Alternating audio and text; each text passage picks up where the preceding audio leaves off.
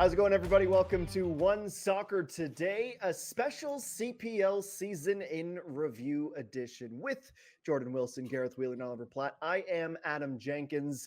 Gentlemen, we have gone through the 2023 campaign and the various storylines, and we tried to narrow it down to 5 or so. And we're going to get everyone's takes on some of the best moments, the biggest stories, biggest flops, disappointments, and try and cover this all in the course of 30 minutes. And there's a lot to get to, gentlemen. So let's just dive right in with surprises, because every season you come in not sure what to expect. It's one of the magical things about sports. From a footballer's perspective, with Jordo will be well familiar. Supporters for Man United, Gareth, every year you believe this is going to be your year, or the media and a blank slate, not knowing what's going to come. I'm sorry, that was a little bit mean.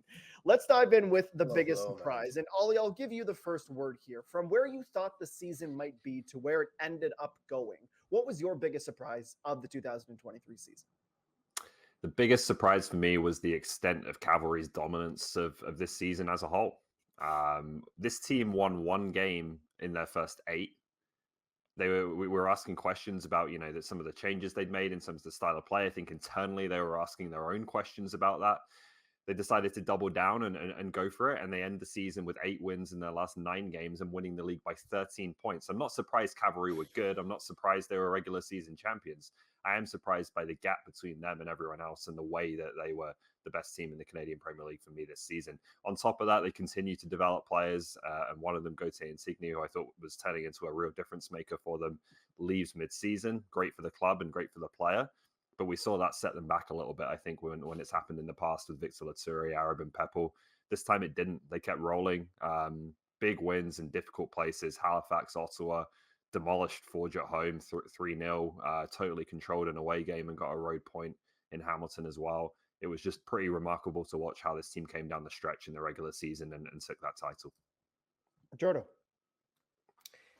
There's a couple things. I mean, Cavalry is definitely the biggest story, but I guess I'll go in a broader sense and just talk about the level of competition throughout this league this season. Like every game, literally, there's only 5 or 6 that were boring. The rest, there was something you could take from the game, and the competition was nice and it was lively. And for me, honestly, for a selfish note, the first season watching a league that you played in and kind of stopping your career when my body felt good to go another season, it was so exciting. Like I was on the edge of my seat most games and watching it. I think the quality of a Halifax stepping up, where last season they were dreadful for stretches of the career, stretches of the season, but this year that wasn't the case. I think even Pacific, and they had their spell of being dominant. Every team really had a great moment. We could talk about probably the next question or down the road of teams that fell short, but I just think the quality was at an all-time high, and it really proved to be the 5th season. And going forward, I'm really excited to see how all these teams really just keep playing and going forward. Well, out of 117 games, to only have 5 or 6 be boring, Jordo, I think we did 5 or pretty 6. good. 7 max. Gareth, your thoughts on your biggest surprise? Well, aside from Jordan Wilson finishing his rookie campaign or by my side for Canadian Premier League action week in, week out, and still having a smile on his face at the end. That's a surprise. He tolerated me. Didn't walk in the studio like Piers Morgan or anything like that. He stuck with it. Good on you. It's not a surprise. That was a given. We're best buddies now. Ollie took mine. It has to be Cavalry's dominance. 16 wins on the season. No other side had more than 11 in the regular season. 46 goals scored. No other team had more than 42. 27 goals against. No other team had fewer than 32. 19 goal differential. No other team had better than +7. 55 points, 13 better than anyone else. And this is a side that really transitioned in terms of their style of play from start to end, new upcoming players, just the manner by which they did it. And their run in coming, rounding out the season, their last 18 games out of the 54 points available, they picked up 43.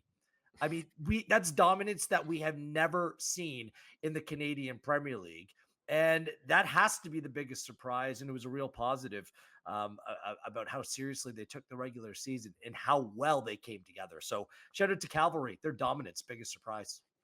So Gareth, since Ollie stole yours last time around, I'll give you the first word on the next question. Good. What I love about questions about expectations and did teams meet, exceed, or fell short is there's different ways to take this question, because you could say the team that won the wooden spoon fell short of expectations, or you could say this team should have won the playoff final, the regular season final, and we're nowhere.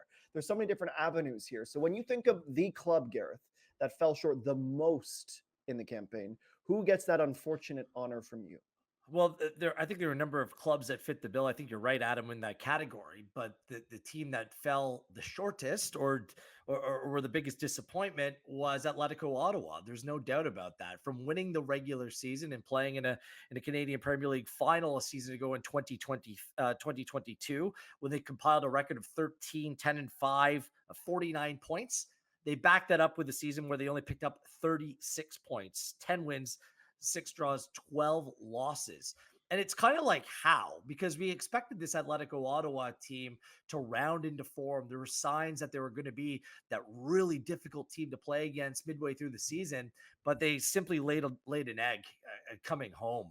One win in their last 8 games of the year. It came in the last game. They won a stretch of 7 games in a row to finish the season without a win. By comparison, they never went more than 4 games a season ago without picking up a full 3 points in a game. So the manner by which it played out, how good they were off the field, and everything about that club seemed to be ticking at a very high level, just to end in disappointment the way that it did off the field. Look, I was always skeptical whether Ottawa could have a similar season that they did in 2022 this campaign, but I think it did catch a lot of people by surprise, and by their own lofty standards. That's why I think they have to be the biggest disappointment of last season. It's always one, Ollie, isn't it, where you ask yourselves, would you trade a title, a regular season win or a playoff win, for a couple of years of mediocrity? And everyone always goes, yeah, just give me the title this season. And then as soon as you miss, you're like, oh, this kind of sucks. I missed that winning thing. Do you agree with Gareth? You're going to go in a different direction here. I certainly agree with Gareth that Atletico Ottawa is a fair choice, and I think the choice that stands out. But I am going to go in a different direction and go with Valor, because I think it's easy to say with Valor, well, they missed the playoffs last season and they missed the playoffs again this season, and it's maybe not so much of a decline. But they were 11 points worse off this season than they were last season. That's only 2 fewer than Ottawa's difference between 2022 and 2023. 37 points last year, 26 this season. Just all kinds of problems scoring goals and just in front of goal in general in a number of different aspects. I think I do think it's the right decision to give Phil Dos Santos another crack at this. I think he is a good coach and gave them a semblance of an identity this year in terms of how they wanted to play. But what I think they got wrong, quite badly wrong in some areas, is the recruitment. And that has to change. And I know there's challenges in Winnipeg in terms of budget, in terms of resources, in terms of, persuading players to come and play in the middle of the country. But there needs to be a bit of a rethink there, particularly when it comes to the attacking talent, to make sure that they're able to bounce back from what was a horrible season in the end, with a team that started out in quite promising fashion. Jordan, last word to you on this one, bud. Yeah, I gotta agree with both the handsome gentlemen there, but I'm gonna go a different direction as well, so we cover all of it. Wheels, you're stunning. I look at you every Saturday, buddy, and hey, you do it for me, buddy. Pacific fell short.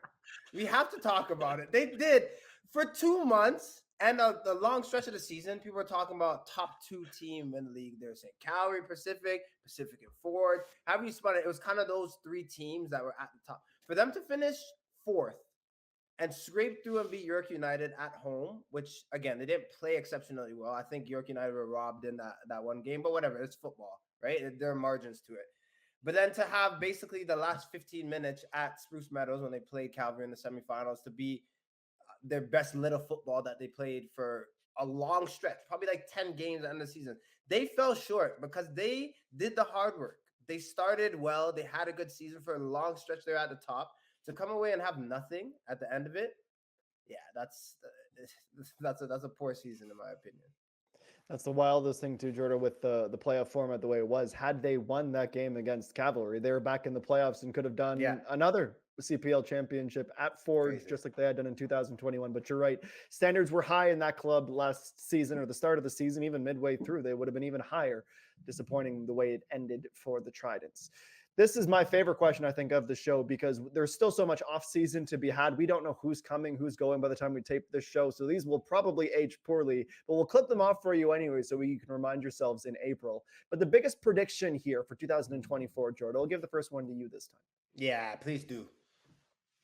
It was great. I was one of the people to say, "Oh, what's going on? We're mixing things up." This format was exceptional, right? Yay! I give 2 yays for it. This was phenomenal, just because every game meant so much. And then coming down to the last stretch, the last little bit, Wheels, when we're watching games, right? A win or a draw, whatever it was on the day, meant so much. To have the third place team and the second place team. What was the deciding factor between Halifax and Forge? Wheels, help me out. It came down to, was it goal Away difference goals away? Away goals. Like that is the margins, right? It's change. So yeah, it has to change, Can't but it was so thin. Oh, it hurt. If I'm a Halifax player, away goals for. Oh, it hurts. But look how close it was. It made everything worth it, right? Halifax, if they finished a bit higher, would have been playing in a final potentially. And CONCACAF Champions Cup next season. Like, this just had all the makings of a phenomenal season. I hope this format continues. Yes, it worked. And I was a little bit curious what the playoffs would actually look like, because when you said it out loud, everything made sense. But when you put up that little graphic and there's all these different lines going to different places, and like, my simple brain gets confused very easily. But when you kind of pulled back the layers and saw it in application, it was perfect. It made the regular season, to Jordan's point, every game matter. And teams played it that way as well. And I love this idea. 5th place, 5th out of 8th place.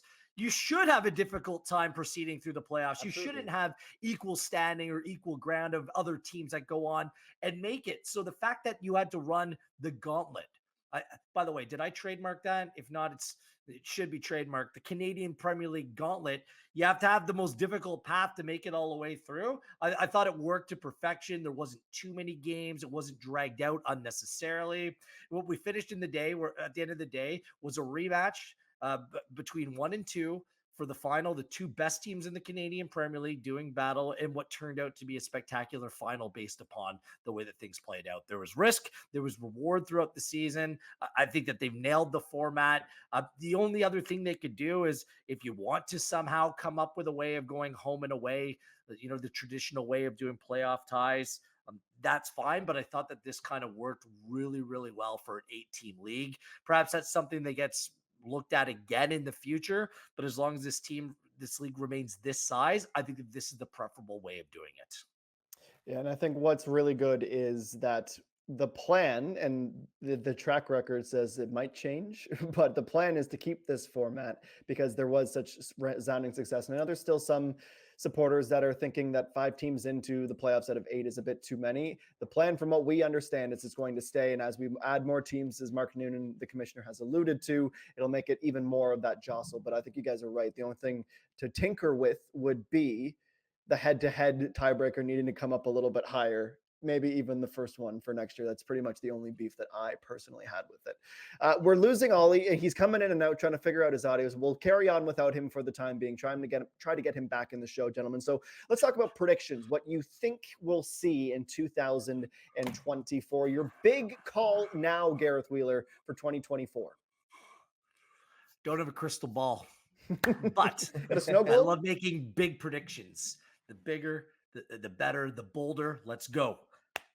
This one might sound like, oh, it's not that big of a deal, but how about this? Forge will not win next season. Forge won't win. No, that's a big prediction. They won't win a trophy because that's all they do is win trophies. I don't think they win a trophy next season. And this is why I say it. There's ebbs and flows in this funny little game that we like to see. And things have really gone in one direction for Forge. It's been championship pedigree. It's been winning, but it's come with a lot of the similar faces and figures and players and contributors over the course of the last 5 years. At some point, there's going to be a little bit more of a turnover. Every other team in the Canadian Premier League has had far more turnover than Forge. I wonder if this is the off season where some of the younger players are given more opportunity, and they have played young players. I'm not saying, but perhaps there is a more of a movement towards embracing that change, rather than familiar faces. We're not sure what's going to happen with Bobby Smirniotis, what his future has in store. And I think the league is just getting that much more competitive, where some of the other teams in the Canadian Premier League have closed that gap. Forge was still a very good team last season, but they weren't as dominant as they were in previous seasons. And if they weren't already, the fact that they won the Canadian Premier League playoff championship this time around, they're going to have a target on their back. Absolutely. I think that teams across the Canadian Premier League are sick and tired of seeing Forge celebrate. So I don't think it'll come easy. I think they'll be right in the mix, but that is going to be my bold prediction, that Forge don't win a trophy next season. Now, does that include the Canadian Championship, Gareth? Yeah, they don't win a trophy. He said no. He said, yeah, no trophies, period. Got it. Okay, nothing. Jordo, your big prediction. 0 for 3. Ooh, in a way, it can back my beautiful friend Wheels' prediction slightly, because if you really think about it, you can't count Calvary out of a top 2 spot, in my opinion, after this past season. And basically, who's returning to the squad? If they keep that core the same, Tommy Wheeldon Jr. is still there, you're looking at probably a top 2 team. My bold prediction might not be that bold, but I think Halifax Wanderers finish top 2 next season. I think so. So maybe, with that being said, I mean, kind of, just because in context with Halifax, before they were horrible. Then they took a full season. Now they were third, basically second. Yeah, my bold is that they could be going and playing in the last game of the season, playing in the final, but maybe even winning that. I don't want to call them winners. I don't want to do all that. But I think being top 2, being a second place team, I think that's happening. Can we call out Jordan? This is not a bold prediction, like because they finished tied for second place in the regular season last season. They finished level on points with Forge. That's not a bold prediction, Jordan. Come on, man. But not fair. That's kind of what came to me. I feel like that's basically me counting out Forge, which is something that I've kind of backed. Okay, Jordan. Since Ollie has decided he's better than us and doesn't want to do this show anymore, I'm going to call an audible. Adam, you go. I'm going to give you my bold prediction. Yes. I crushed mine last year. Take a notebook out, Jordan Wilson, because this is what a bold prediction is.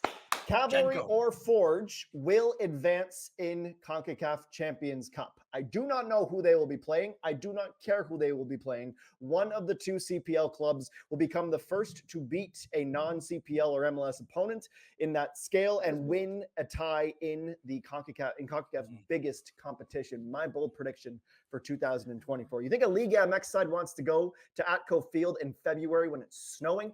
I don't think so. I think it's going to be a heck of an advantage in Cavalry. They've shown that they can win on the road in CONCACAF, or excuse me, from the Canadian Championship in 2019. They can get it done in the big moments. I'm going to nitpick on your prediction. That is bold. Okay. Because it's a bold prediction, but not a bold prediction about the 2024 Canadian Premier League season.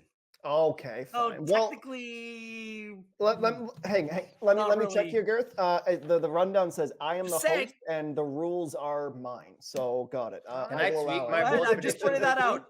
I'm the only one that gave a bold prediction for next season. Just let you know. You're not. No, I want to tweak mine. We have time. Okay, quick. Ollie's not here. Tweak it. I'm going to tweak it. Okay. The tweak is, now this is bold.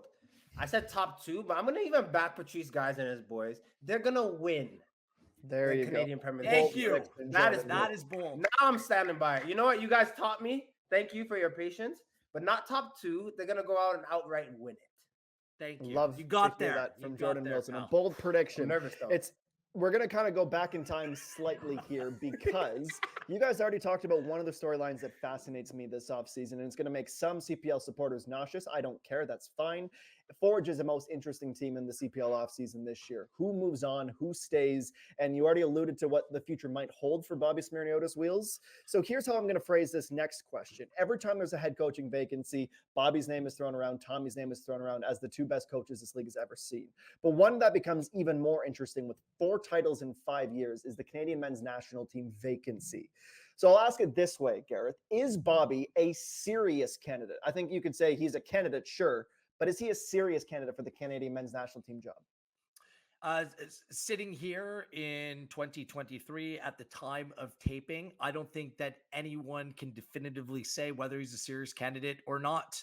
It's all about the process here. The general secretary is being hired first, and then the next head coach of the Canadian men's national team. Should he get consideration? Absolutely. It's very easy and straightforward to be able to make the case. How do I personally feel about this? I would like to see Bobby continue to cut his teeth in club football. I think that just in terms of development, bringing forward young players, a club football setup fits him to a T. National team managers, I just think that it's a little bit more of a different profile for this upcoming 2026 World Cup. I've said this before, I'll say it again. I think you need to bring in the best outside manager possible, spend some serious dollars, someone that can get the most out of this Canadian men's national team right now. Then I think the job is Bobby's to be had in the future. But until we know who that general secretary is going to be, what kind of changes are made behind the scenes at the Canadian Soccer Association to bring in a brain trust that knows how best to take forward this program, it's very difficult. I don't think that anyone could rule him out, but serious candidate, I'm not quite sure if we know the answer to that question yet. Okay, Jordan Wilson, same question. And if you want to modify it to should he be a serious candidate, I will allow it. Oh, perfect. Thank you, Judge. I will say this: the serious candidate Wheels already touched on, but is he qualified? Absolutely. The freshness he'll bring to the men's side, also familiarity. I know not all the players that he knows personally, but some big names have come through Bobby, and he knows them. And also, I just think his football brain, the way that he can adapt, I think he's ready for a bigger challenge, whether that be MLS, whether that be the national team, whatever suits him. But I think if you're a CF Montreal, or if you're a Canada, Wheels talked about the general secretary. He's a name you can't really go past. Maybe one or two names. Bobby Smirniotis has to be up there. I think he's ready. I don't know if this is another bold take. I think we can all kind of see this, but I don't see him back at Forge for the 2024 season. I think that he's moving on just because I think he's earned that. But we'll wait and see what happens with the beautiful game of football. There's certain things you cannot predict. Don't you think he'd be perfect? I just feel like as a builder and what he brings to the table, he'd be perfect in Major League Soccer. Like, I think that the club game just scream, and I'm not trying to take away, obviously, his credentials. Obviously, I think he deserves, the trust as manager of a national team. I just think that club football suits him, and that should be where for sure. Potentially his next stop is. And Wheels, to your point, that's just a leap as well, right? I'm not saying that he's not, but you're going from CPL and then handling national team. Like, there would be nice to have a little middle ground in there, whether that be, again, a team that's without a coach right now in Major League Soccer, CF Montreal. Like, that would be maybe more suited for him at this time. I mean, you can make the case for him being part of the national team program is that John Herdman's duties as national team manager, like, he was supposed to kind of run the programmatic elements of development within the system as well, but that kind of got pushed to the wayside with the importance, and rightfully so, of trying to make the World Cup. So I think you need people from the technical perspective and the programmatic perspective as well. And the Smirniotises are both very good at that. So you can make the case there, but I think that pragmatically, like, Jose Mourinho type, I'm obviously not Mourinho, someone like that can navigate Canada between now and the World Cup. I think that takes priority just because you're hosting. Definitely a big story that we'll keep an eye on. To the other CPL finalists next, the other CPL side to lift a trophy this year, Cavalry. And one of the reasons why that final stings for them so much, of course, it's Forge. Still haven't beat them in the playoffs, still have not taken that final step and won the CPL playoffs. They do not have a North Star Cup to their name, nor do they have a North Star Shield. So they got to go through this again. We've already touched on their dominance this season, but we're at the point with them that they could do very well in the Canadian Championship. They could do really well in CONCACAF Champions Cup, all of these things. But until they get that CPL final, that will be their missing piece. So, Gareth Wheeler, I'll ask you this with a fill in the blank. Cavalry will win the 2024 North Star Cup if Ali Musi stays with Cavalry. That's one of my options here. My second option is if they can break the curse. Whatever's hanging over their head. I mean, there's some massive jinx going on for Cavalry in terms of Forge and playoff football. First off, Ali Musi, best player on the field in the Canadian Premier League final, and was voted as the best player in the Canadian Premier League by players. He's a difference maker. He has intangibles that a lot of other attacking players in the Canadian Premier League don't have. And I think it's crucial that they keep hold of them in order to put themselves in a position to win. As for those goals, Carducci took a step up. Maybe he couldn't have taken a step up. But the fact that Borges' goal and Batabanga's goal were like inch perfect, like you couldn't have put them in a better spot. there's this jinx that's just been holding over Cavalry's head. I thought they were the better team in the final as well. So a little luck in keeping Ali Musi would go a long way. Jordo, your thoughts? Yeah, Will said it with the second one. For me, I think Calvary win if they just don't meet Forge, because I think that when it's gut check time, it comes down to that last game of the season. And I've been saying it. We have the tape that Forge show up towards the end of the season. And honestly, it's gut wrenching because I think Calvary did enough to get a win on the day. I've said it, Wheels, we've said it so many times together. If Ali Musi and Camargo and all those players show up in the last game of the season, they'll be victorious. Well, we were wrong in that aspect because they did show up. And Ford just still had a little bit of je ne sais quoi, a little bit of that sprinkle, that sauce that ended up making them victorious. So I still think if they don't meet Forge, it's theirs. The only thing I don't disagree with that, Jordan. The thing that I will add is I think they won't care at this point. They just want a North Star Cup, but it would definitely feel all the more sweet if when they do get it done, if it is Forge on the other side and they have to stand around and watch the North Star Cup be lifted. But I definitely think it's something that's, until it's done, it's going to be really easy for us, isn't it, gentlemen? The storylines, are they going to do it? Is this the one? Or are they finally going to get the better of Forge in the playoffs? That's what's next for them.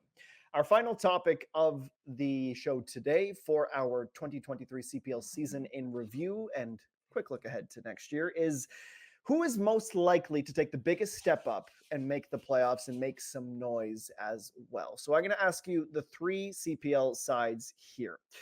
So obviously a reminder, Valor misses the playoffs, Vancouver misses the playoffs, and Atletico Ottawa pipped by York United. Of these three, gents, that didn't make the playoffs last season, who is most likely to be in the dance next season? And I'll go with you first, Jordan. Most likely, got to put Atletico Ottawa for me.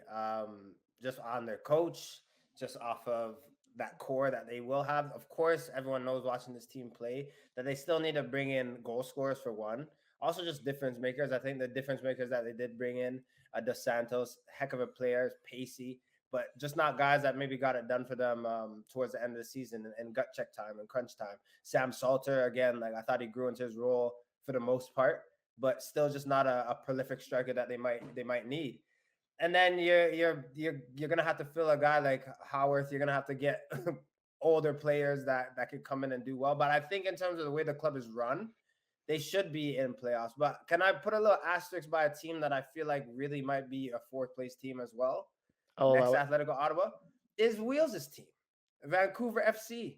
Because there are a lot of guys that are returning to that squad. They were exciting. If that season, the Canadian Premier League season was the last 10 games with their best team. They weeded things out. The players that they thought they were going to be big dogs for them in the beginning of the season they didn't amount to what the club thought they would be, and they got rid of them. And they sorted out a team that could go and compete. They keep the Batards, they keep those certain players. I know Hondo's not returning, but if they keep that core and add a few pieces, yeah, that team's very dangerous. Vancouver FC, welcome to the dark side. Welcome to the playoffs. They will be a playoff team next season. Took them some time to figure things out. Good young players, Cameron, Tahid, mix up with some experienced veterans. They got healthy and they found their rhythm at the end of the season. Just look at the last 11 games of the year. Vancouver FC picked up 16 points. Over that same time period, York only picked up 14. Ottawa only picked up 12. Pacific only picked up 11. And Valor only picked up 10.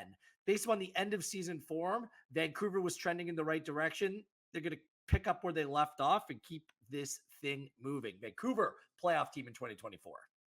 I'll make the case quick because I only have about a minute to do that and end the show, but I'll do my best. Ollie Platt, but stay on time. It's got to be Valor's year. Valor in season 6. They've got to get it in. Phil Dos Santos is going to be coaching for his job next season. I think they learned some valuable lessons. They should spend all of their money on a number 9 because with all the respect to those that they had this season, wasn't good enough. You have to make some tough calls on players who have been injured. If you think they can stay fit for a season, have that group from the beginning and go. I just think Phil's too good of a coach. And with the Blue Bombers making the CFL Grey Cup final again this season, Winnipeg is desperate for 2 championship caliber teams in that facility. So is their boss. they are going to get it right this offseason and will be in the playoffs. I don't know that they're going to go much further than that, but they will be in the playoffs next season. My bold prediction, so much better than Oliver Platt, who bailed on us after 3 questions in the show. But thanks to him for doing his best. Thanks to Gareth and Jordan for making it to the end. I've been Adam Jenkins. Thanks for watching, everyone. Our One Soccer Today 2023 season in review.